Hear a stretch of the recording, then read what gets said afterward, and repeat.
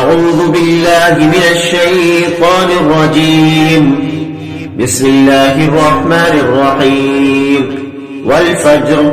وليال عشر والشفع والوتر والليل إذا يسر هل في ذلك قسم لذي حجر ألم تر كيف فعل ربك بعاد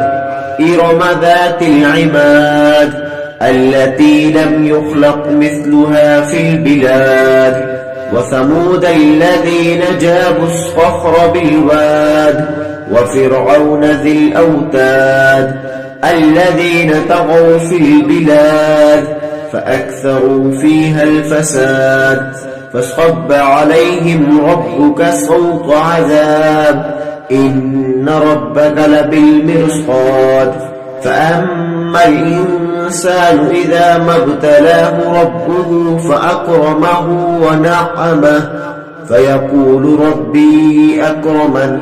وأما إذا ما ابتلاه فقدر عليه رزقه فيقول ربي أهانن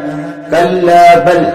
لا تكرمون اليتيم ولا تحاضون على طعام المسكين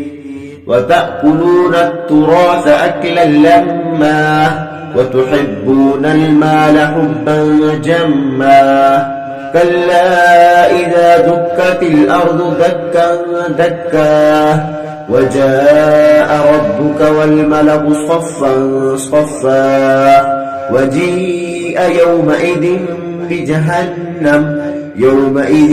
يتذكر الإنسان وأنى له الذكرى يقول يا ليتني قدمت لحياتي فيومئذ لا يعذب عذابه أحد ولا يؤثق وثاقه أحد يا أيتها النفس المطمئنة ارجعي إلى ربك راضية